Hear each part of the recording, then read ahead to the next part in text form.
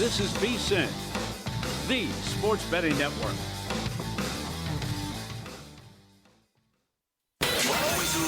Follow the money. That's what I always say. You always follow the money. Yeah. This is Follow the Money with Mitch Moss and Pauly Howard on VSiN. Mitch Moss and Pauly Howard are here to make you a friend of ours. That would mean you were made guy. Investigating what is and isn't legit. That's a Fugazi. All right? That's a Fugazi. I looked at it for 2 seconds. Seeing through the lines to make you a better. I know you know. And I know you know I know you know. The FTM Army is being sent for. In our thing, you get sent for, you go in alive, you come out dead. And it's your best friend that does. These two wise guys would never steer you wrong. Forget about it. This is Real or Fugazi on Follow the Money. All right, there you go. That's the best open in the entire business. Right, baby. Okay, the level of concern with the Detroit Pistons after one game is high. Is that real or Fugazi? It's 100% real. Oh. It's a 5-alarm fire. Oh, boy. Absolutely. 60-win team. Cunningham carried you. No one helped him out. In that game, yeah. Harris, 5 of 15. What happened to Duran? Who was at most times in the season, for much of the season rather, was most improved player, the favorite. He got outplayed by Carter Jr. He didn't do anything. He shot ball 4 times. They were 4 of 16 off Cunningham passes. But here's the 2 big ones. They never led. That hadn't happened since 1984. A 1 seed in their first game, a wire job by Orlando. The other one, they've lost 11 in a row at home in the playoffs. They have got to get this fixed. Now, you want to lay 9.5 Wednesday? Okay. Well, but I'll tell you, Orlando isn't afraid of them. And also, Banchero's talking trash. He had a ton of confidence. I don't know where this was the first 83 games and had a disappointing season, and I want the coach fired or I'm not coming back. But that was terrible. I can't get past the issues at home. Why can't you win a home playoff game? Well, this year has nothing to do with the previous years. I mean, well, last year I got them. They had a good team last year. Yeah, but they got screwed in that series multiple times they should have beat the Knicks last year. I will say this. I saw one of the videos post-game. It was when Mosley was giving him like a pep talk. It might have been halftime. I think it was probably after the game. Banchero didn't even come close to looking at the guy. Every other player in the locker room's looking right at him. Banchero didn't want... Can I change your mind for 1 second? Since 2017, if you lost at home as the favorite in Game 1, in Game 2, you are 13-1 straight up, 13-1 ATS. How many are they going to win a game in Orlando? Will they get 2? How many games are they going to win at home? I mean, look at the odds. I think they're going to win the series. They're down to $1.80 series price. I might bet that. Yeah? I might bet it. But I'm also a little... But also, it doesn't make any sense. The Orlando thing right now. I know. That game on Friday. I'll expand on that in pocket. I don't even know what I watched Friday night. Game was over 5 minutes in. I don't even... Well, why I have now? no explanation. Why now? What took... I know. You went through the motions and sucked for 83 games. Yeah, well, I mean, especially... They were terrible in the Philadelphia game. They were... Banchero was terrible. And then how about the Celtics game is just all-time bad? I mean, all-time bad. So here's where I have your back. And it's been a spirited discussion, Curry, Magic Johnson, all-time starting 5. But after what you watched again Friday, and when you see the free throw merchant play, and 18 trips to the free throw line, no superstar in the history of sports has received a worse whistle than Curry. Real or Fugazi? I was saying this all the way back to 2016 when he won the unanimous MVP, became the first player ever to do it. I said, how is it that we grew up on Michael Jordan, who was already the best player in the league, and he would go to the free throw line 15 times a game, and he would just get whistle after whistle on like bunk calls, and yet we're watching Steph Curry, a guy at 6'3", who helped his team win 73 games and would get mauled repeatedly in games and would never go to the free throw line. Like, what am I missing here? And I brought it up over and over again, and it's just like people didn't care. So now, what caught your attention with this 10 years later? I think it's been that way for a while, but you forget about it. It absolutely has been. They rough him up. He doesn't get a call, and when he goes to the basket, he can. And it's also right when in the heyday with the Golden State Warriors as well, that this guy cannot get a call, and it's a completely different. I know this. It's a completely different whistle between him and SGA. But for him to be a superstar and the best shooter ever and one of the best players ever, and the guy can't get the benefit of the doubt. It's ridiculous. So forget about SGA for a second. You have to remember another player who was in his prime and had home court sometimes against Curry, who got every single whistle imaginable, and it was James Harden. And he would initiate the contact almost every single time down the court. I'm like, what? I couldn't even watch his games. Reggie Miller got a lot of calls. Curry doesn't get those calls. That was another one. Right. The 1 seed doesn't have a big enough advantage in the NBA playoffs. Maybe you can throw NHL in there too. Like number 1 overall seed. Like I should at least put some emphasis on it and put some, like motivation to get this. Okay. Give me an extra home game. All this 80 plus games, all I do is get 1 extra home game. So the timing of this could not be any better. I had a longtime friend reach out to me last night out of the clear blue sky and said, this is so dumb what happens with the big favorites in the NBA playoffs. And he said, if you get up 3-0 in the first round, series is over with. Yeah. How would you like that? Yeah. People have floated if you win by 40, series over. Yeah, that's exact something like that. So if you're, and I don't know, mind. Yeah, that's never happened. That never happened. But you go up 3-0, or give me some. Why am I busting my ass to get the 1 seed when I just get an extra home game? That's it. Yeah, it seems a little weird, but also like, why did the Pistons have so much trouble with the Magic last night? Yeah, it wasn't supposed to happen. No, it was not at all. Yeah, because they're coming off the Friday night. You saw what happened with Phoenix. They were dead on arrival. I mean, that's a tough turnaround in a tough spot, but also it's everything that people have been saying about Detroit reared its ugly head in that game. Yep. ESPN has lost it. Is that real or Fugazi? That's real.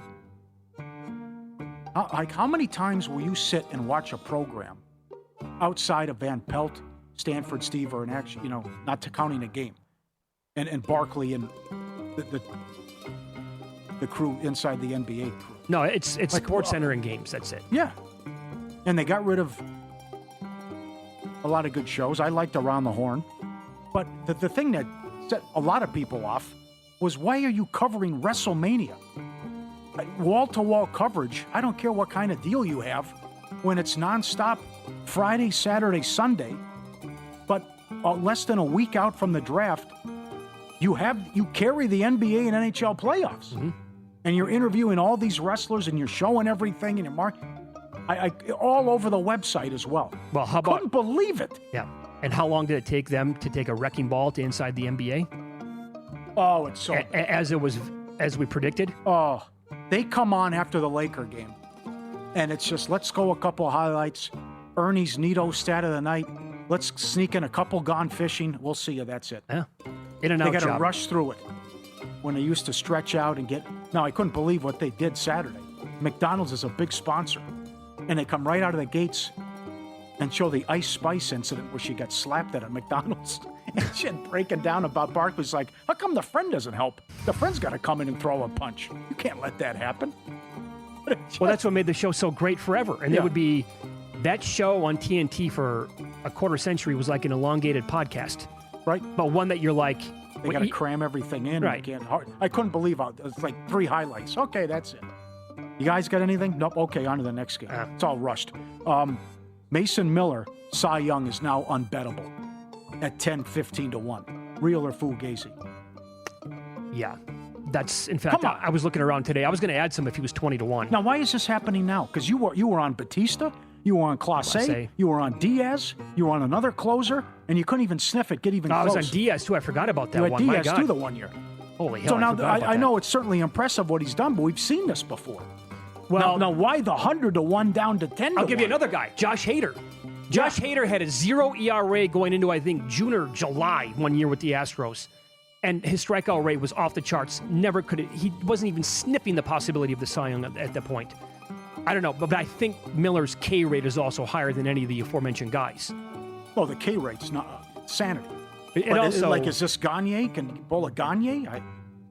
I could see. I mean, he's allowed 2 hits the whole year. Right, and you're lucky to put the ball in play on him. It helps that the Padres are on this insane run now, winning these games. Yeah. And he's got to come in a lot, and it's like game's over. Like the door is shut right now, and you're not. This is not Game of Thrones. Hold the door. It's over with. Done. And I mean, it's. Yeah. But do you think he can actually do it? Well, like what number would I you don't- bet right now if there was a rogue sports book out there that we found out about that had 25 to 1? Would you take it? I still can't do it based on the history and what we've seen. Yeah, that's why I can't. There's no way I would bet 10 to 1. No. Outside of Mendoza to the Raiders, the most confident pick in the top 10 is Tyson to the Giants. Do you mean Real or Fugazi? okay? You can go 5 or 10. I was shocked with what Charlie Campbell said, 5. I was going to say 10.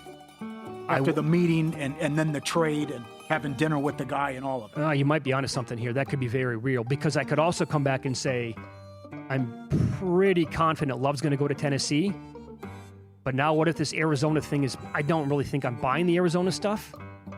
If they stay, by the way, for those who, I'll expand on this coming up in the next 5 minutes, but those people are saying if Arizona, first of all, they want to trade out. And if they don't and they stay at 3, there's a real possibility that Love could go there. Do you want to buy that? Because I can't see that. No, neither can I. So I could see offensive line before Love. Me too. Me too. And that's why I think Love to Tennessee, but I think we still have quite a few question marks on the board. Yeah. And then if there's a couple trades, it's going to blow this up. Well, how many bets do you have overall in the draft compared to previous years? No, not many. I got a couple. Me too. I just only got any intel I have. I got Fano 6 to Cleveland and Maui now to the Giants at 5. I got a little Fano at 6 as well to the Browns. That's come down now. But yes. also, if they bail on that pick, then that bet's dead. All right, so we'll expand on that. Insiders have been churning out draft rumors. They were doing it ad nauseum over the weekend. I'll run down some of the juiciest intel those in the know have shared coming up next year on VSiN.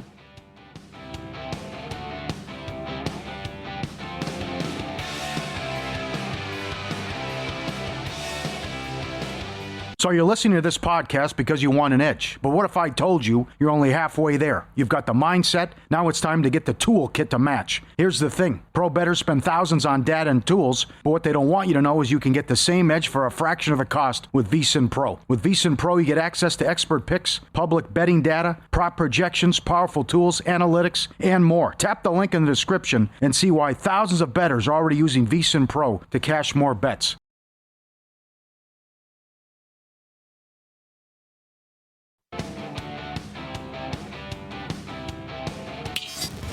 This is Follow the Money on VSiN. Little baseball action that has started already. Looks like Christian Walker just took Slade Ciccone deep for a 2-run shot. Right before that, Yordan Alvarez lined out on a laser beam to left center. But the Astros now lead the Guardians 2-0. So much for that Slade Ciccone first 2 times through the order, I guess, huh? Oh, he's not fooling anybody. But also why you see they haven't won a game he started. And still it was reasonably priced. And Houston's 1-9 on the road. So batting practice so far. Happy 420 to those who celebrate.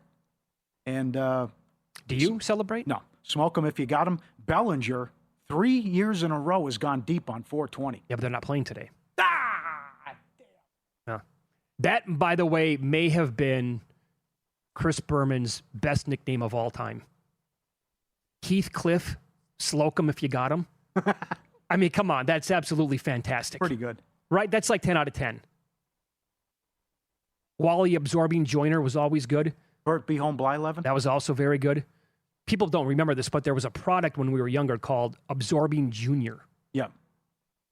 And so he called him Wally Absorbing Joiner. And yeah, that was really good. Yeah. George Taco Bell. Yeah. Simple, but to the point. You get it. I asked you this off the air. I'll ask you again here. Jim to silhouette on Deshays. Okay.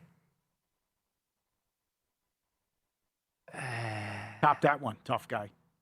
Well, I think I already did with the come on. Slocum if you got him. Pretty good. It's kind of easy. You're definitely more of a gummy guy than I'll take an ounce and go to my house and roll some joints. Okay. That's too much work. No way. Come on.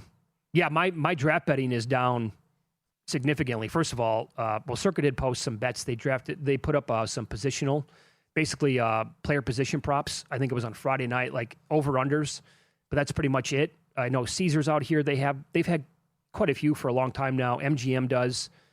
Stations, they have a couple. That's pretty much all I've seen out here in Nevada. And almost impossible to get down anything decent at some of them.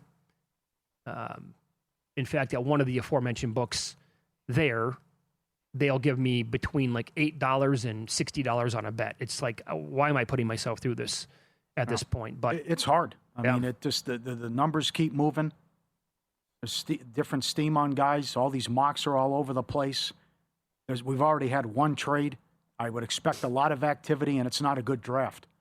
That's the other thing. So I would say the fun starts at 4, maybe 3. I still expect Arizona to do the right thing. It goes Reese and then Bailey. But does Tennessee go Love? If not, I'm still not sure what the Giants are going to do. I thought they were going to go Maui Nawa. I trust my Giants source. You know, he can also play guard. But then what does Dallas do? Kansas City, would they go tight end at 9? How far does Bain drop? Would they actually go wide receiver at 5? Yeah, we had a guest on 2 hours ago, Charlie Campbell, who said Tyson 5th to the Giants. Yeah, I like your bet. I say Tyson 10 to the Giants. Take a wide receiver 5. Nick Whalen will get into this coming up. The Styles, Downs, and Tate stuff is fantastic. Oh, it is. Because Downs could go 4th. He could fall out of the top 10. Styles could go 5th. Does Dallas come up and get him? Is he there at 7? Washington wants to trade back. There's a lot of stuff going on in trades. So I'll give you some of the stuff that I've heard, and I listened to a lot of stuff over the weekend and last night. Todd McShay released another mock draft late last night, and one of the things that he said on Washington, and he said a lot on most of these teams, but evidently Washington is absolutely head over heels, and it's Dan Quinn in love with Sonny Styles. So if Styles is on the board at number 7, Washington is absolutely taking him. And maybe that's why we've had so many Dallas rumors about trading up, and a landing spot there could be number 6 to Cleveland, because Cleveland probably wants to trade out anyway and stockpile some more picks. And that way the Cowboys would also be getting ahead of the Commanders to take Styles there at number 6. So I think that would make some sense. Also, on that note with the Commanders, if Styles is not there, but yet they keep the pick, and if he's not there at 7, they're going to try and do pretty much anything they can to get out and trade from 7 to go back down.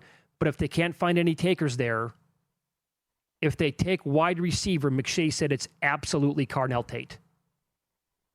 But there's a lot of ifs I just threw out there as well. He also said last night, and I'm quoting him now, Todd McShay in his podcast, there's a voice within the Cardinals that wants Jeremiah Love 3rd overall. I'm hearing that voice carries more weight than maybe I thought. I'm told if Arizona sticks at 3, Love is the pick. Well, who is it? The owner? I'm also told I don't know if there's a team in the top 10 more eager to move out. End of quote from Todd McShay. I don't know who it would be. I have no idea. Who's the leak? Where do you put your finger there on it? He also said that there's a lot of buzz about the Chiefs, and added people in the league don't know how real that is. He floated out maybe the Chiefs going up as high as number 3 with the Cardinals. And he also said that I'm told on really good authority that Andy Reid is hell-bent on figuring out his offensive line. So are they in love with one of the guys near the top, and they don't want a Fano type or the kid from Miami to be off the board? And if they're at 9, are they going to have to, I guess, quote, settle on an offensive lineman just because that he wants to protect Mahomes so much? More McShay, he said there's a strong belief that Sonny Styles is the pick at number 5. And he added on top of this, I know for a fact that if you want to get Styles, you got to get him at number 5. And that's because it's an automatic play if the Commanders take him at 7. Because then the Cowboys might trade up to number 6 and get him there like I talked about. You want to get nuts? I do. Could the Rams take Simpson? Garoppolo could retire? Stafford getting up there in age? What's he going to play? A year left? 2 years? I think there was talk about extending Stafford. There is. Okay. I read that had the Rams not traded their pick to the Chiefs, oh, God, I'm blanking on the player now they acquired. The cornerback, Snead? McDuffie. There you go. They got McDuffie. If they didn't do that, then Simpson would have been the pick late first round. But 13 now too high. Also saying that McShay said that Dallas is more likely to move back from 20 than they are to move up from 12. This is Schefter. If the Jets take Bailey and the Cardinals take Love, and if the Titans take Styles, then hello, big trade there. Oh, that would then be... Then Dallas comes up, and they take Reese. Well, that would be... If that now happens at this point of the game, you're going to get some pretty big tickets to cash. Yeah. And that's going to send some shockwaves throughout the first, top 5 into the top 10. I can't imagine a scenario. Reese right now at Circa, his draft position prop is 2.5, and the over was, I think, almost 3-1 before the show started. I have to double check that. Yep. You mentioned Reed earlier, Jordan Reed. His mock today. He has Arizona taking Maui Noa at number 3. Okay. I guess. And I've seen him down as low as 12, I think, in one of the mocks. Isn't this why we kind of love 11. it, though? Yeah. Even though it's considered kind of a boring draft in terms of like the overall talent and how next year's draft evidently blows this one out of the water, per evaluators and the talent that's going to be on the board. And yet every single year, like on Sunday night or Monday of the draft, it's like, here you go. Here's 1,000 rumors. And that makes it's just, imagine if we couldn't bet the draft. It would not be nearly as exciting as it is. Yep. And even though, like, Circle will take $300 max on a bet. Yep. So they've dialed it back over the years as well. Breaking news. I love how they do it this year. Wembanyama, Defensive Player of the Year. It's already out. They are doing the awards right off the bat. And that's right. You sent me a text. Don't we have another one coming up Wednesday and Friday? They announced all the finalists on NBC yesterday. And now we get to the awards. Yep, I think I got it here. Wednesday and Friday. They're not messing around how they're doing this. So Wemby gets it. He's a huge favorite. Should have won it last year, too. And I think they go sixth. Oh, I know you're fired up about sixth man. How that's moved. Well, I'm not anymore because my guy's dead in the water. Yeah. But I know some people change their votes off playing games, which is crazy. What'd you think of that? I think that's asinine. I don't understand how you play all these games and then just because of the hold up on Luka and Cunningham to get the ruling, they waited to send out the ballots. And then you're like, okay, I changed my mind because of what happened in a play-in game. I'm going to end up losing. Like Knippel, that happened with Knippel and also sixth man. Yep. Hawkes evidently is going to lose because of that. So I'm going to lose 2 different bets on Con Knippel Rookie of the Year because they extended it for some stupid reason this year. Wednesday, sixth man. Friday is most improved. Good job, Wemby. Looking for an edge in baseball betting? Check out the VSiN Daily Diamond, sharp daily baseball betting insight all season long. It's Jensen Lewis and Dave Ross. Lines, totals, props, futures. Subscribe to the VSiN Daily Diamond wherever you get your podcast and search VSiN for the full podcast lineup. Everything from the NBA and college sports to horse racing and more. VSiN is the sports betting network.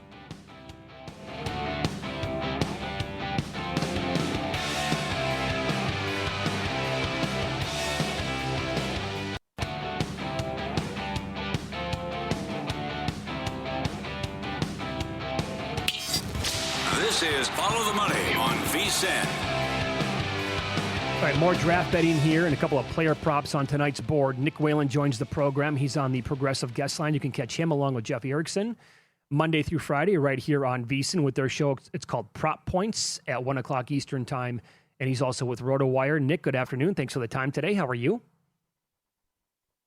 I'm well, guys. I'm well. Looking forward to 3 more NBA games tonight, 3 game 2s, and then, of course, still counting down the days to the NFL draft. Great week in sports. Yep. Coming up on Thursday night, we were just kicking that around. It's the possible landing spots for these players in the top 10. What do you make of the draft position with Sonny Styles at 5.5?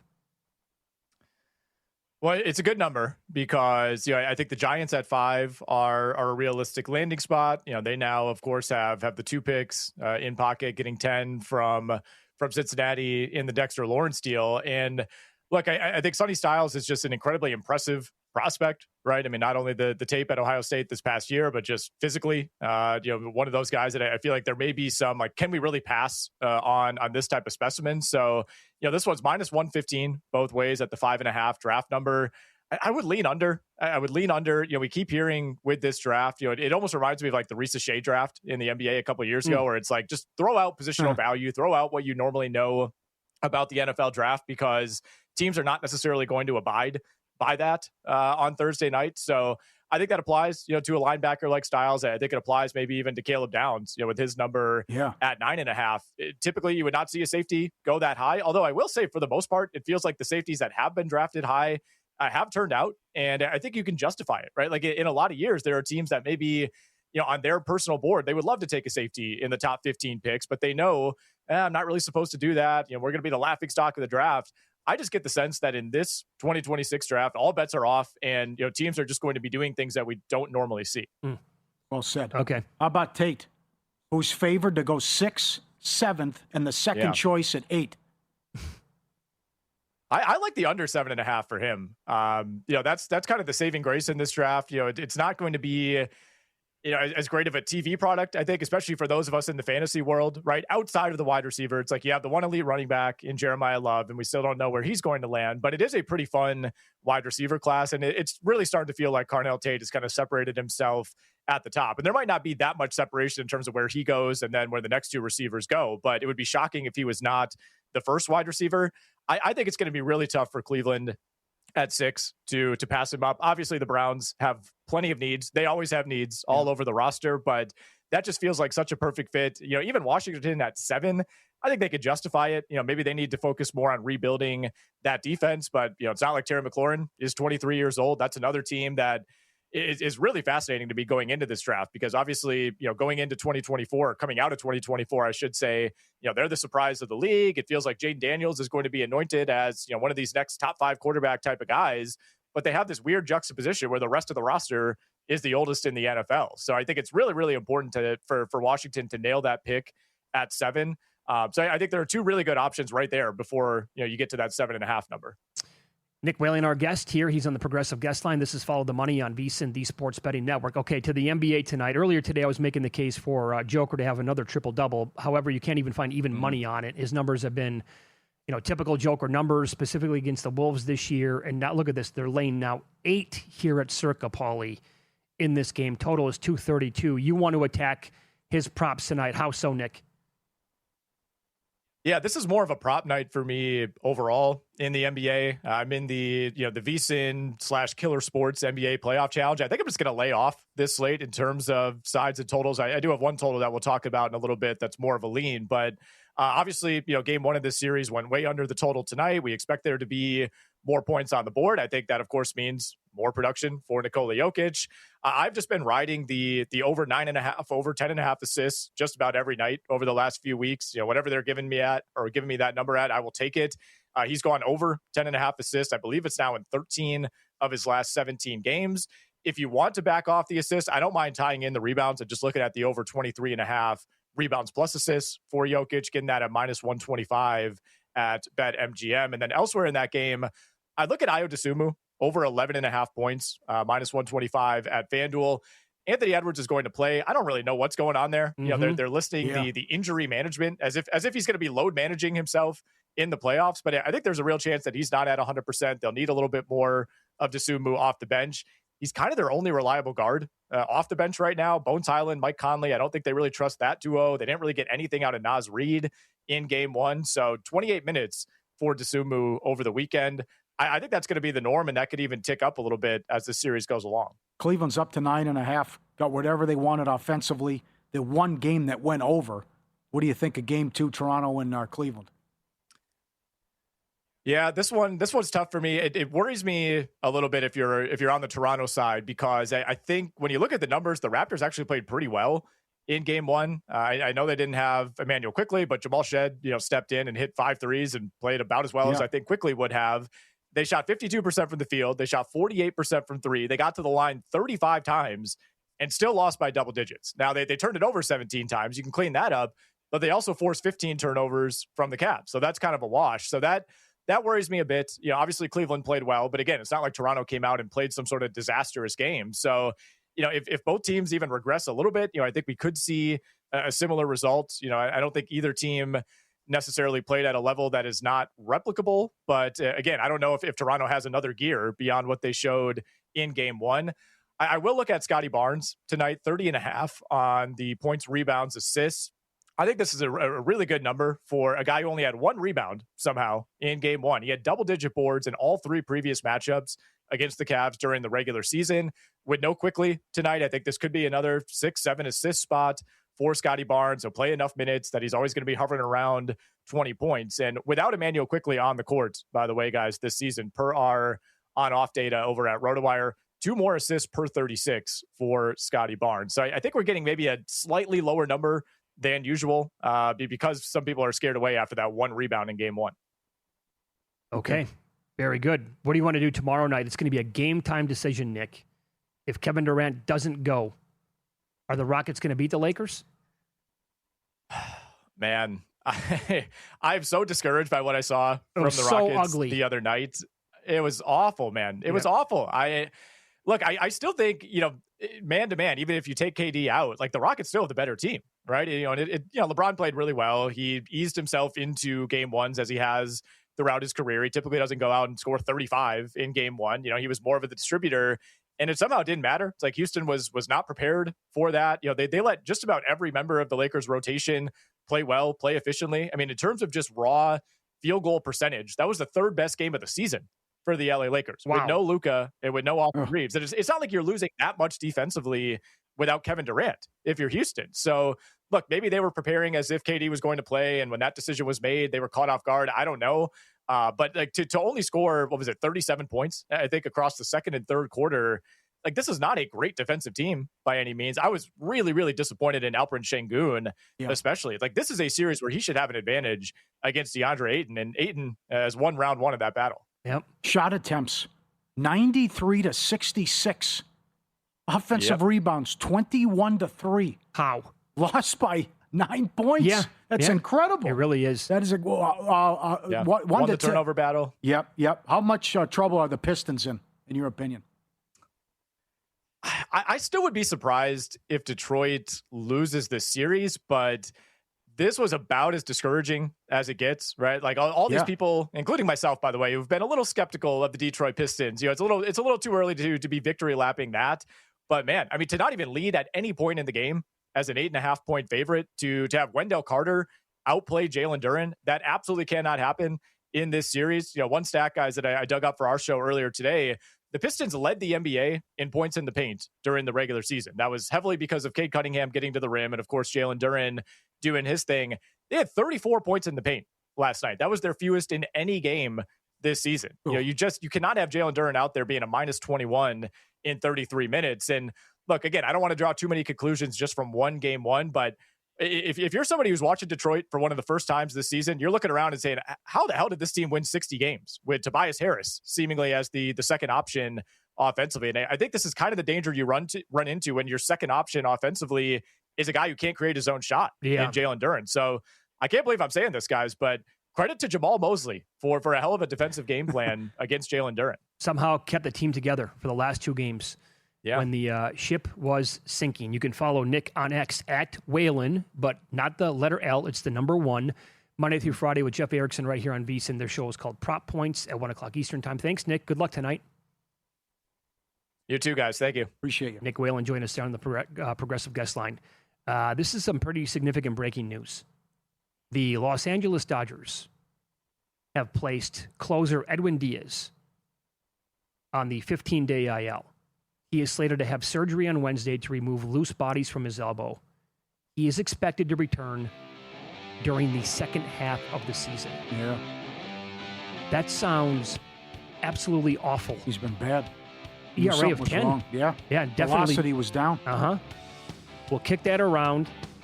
In-pocket plays coming up, and a reminder of how winning meaningless games in the NFL can come back to haunt you a few months later during the NFL draft.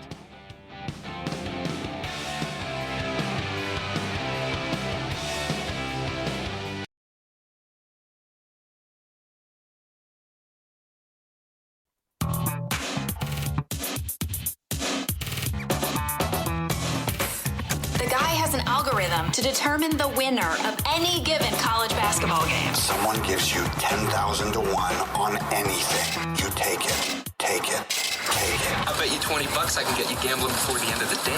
No way. I'll give you 3 to 1 odds. Nope. 5 to 1. Nope. 10 to 1. You're on. Wemby was the first unanimous winner for Defensive Player of the Year. So he gets it in only his third year. Should have won it his rookie year, not last year. Wow, nobody was ever unanimous before, huh? Isn't that something? Yep. What do you think he opens as? I mean, Nick Whalen said during the break, how does he not win it every year? Okay, so he will be odds on. Yeah. Like, would you take even money in October? Yeah. He's also got to play the 65 games. Unless they might change that, they probably should. Right. We also know if there's collapsed lung, they'll rule in your favor as well. I would probably take even money. But what is it going to be, $2? Probably. No? Yeah, probably. Let's go to Friday night. Magic were great, although Bane didn't get 20 points. He was the one guy who had an off night. But that was disappointing, and that thing was over 5 minutes in as the Hornets weren't ready to play. Hornets to make the playoffs, no, winner.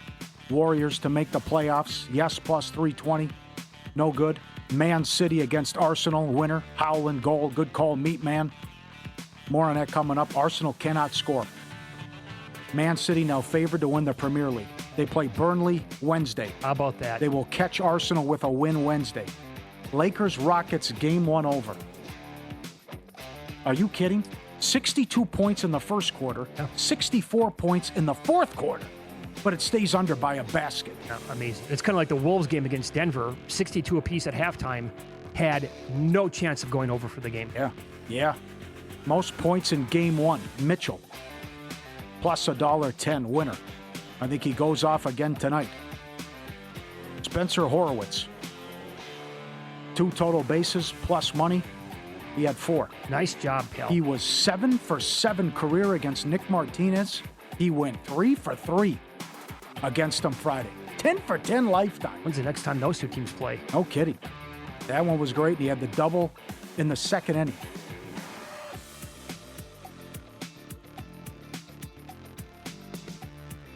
That was the Curry was that lost. That was the Phoenix game. Shepard, most threes in the Houston-LA series.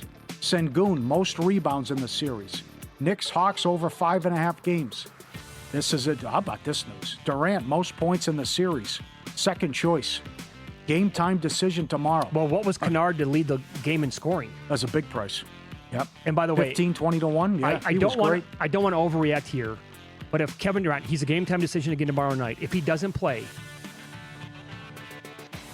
I think I'm going to have to bet the Lakers again. As soon as that news came out, I'm like, I'm betting. I didn't think there was a big enough point spread adjustment with that. Well, they kept that quiet. Apparently, he bumped knees in practice with a teammate and then worked out before the game and couldn't give it a go. But now this gets juicy, especially with reports that Luka's back at practice. A couple draft props there. And this Tottenham to stay up, minus 170. They had a draw. West Ham above them, they just had a draw. 0-0 detector was out against Crystal Palace. They still don't have a win this year. Mitchell, most threes in the series, minus 170. Bruins, plus a game and a half in the series against Buffalo. They blow a 2-goal lead with 8 minutes left yesterday. Quarterbacks drafted in the first round over 1.5. And Wedgwood, Conn Smythe, 150 to 1. I think it's down to 30 in some spots. Half a unit. Colorado beat LA 2 to 1. He almost had the shutout. That would have been a nice way to start. All right, to the new stuff. There's only 3 games left in the lower league soccer. And tomorrow's a big day, Tuesday and Wednesday for the lower leagues. We'll start tonight with Cavs money line with Southampton.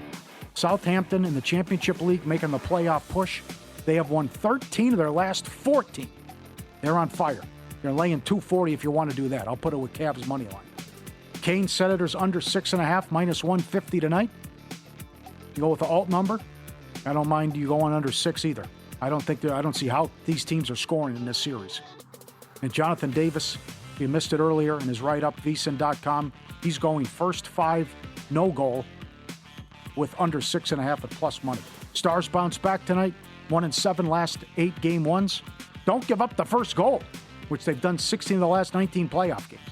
I think they evened the series after getting humiliated in game 1. Dyson Daniels for Atlanta over 12.5 points. Rebounds and assists, rather. He's gone over this every game against the Knicks and had 9 dimes in game 1. Man City to win the Prim, -140. Arsenal won't get it done. Not enough offense. And that would have been something if that had finished 1-1 with the ridiculous error by the Man City keeper. Good luck. The Man City thing is going to come back and really get me, isn't it? Because you didn't put Michigan with it? I had them in so many cross-sport parlays with like Oklahoma City, Colorado in the NHL, and Spain to win the World Cup. But I also tagged them in with Duke and Arizona to win the national title. I never put Michigan in any of those cross-sport parlays. Why not? I didn't think they were going to win the whole thing. The non-conference stuff? I know. Okay. Now it's easy to say now. But. Took the Warriors plus the points against the Suns. That was a Jalen Green game. Got me good. Who saw that one coming? Again. Guy was out of his mind, and Steve Kerr, man, that when you're watching something great, as we all did in 2016, 17, 15, 16, 17, 18 with the Warriors. And for him, the mics were on, and he's like, boys, I think this is it. Yeah. Hell of a run. And if you don't think he was a good coach, Mark Jackson was there before he was. And he couldn't coach a team out of a wet paper bag. I never saw him drop a play.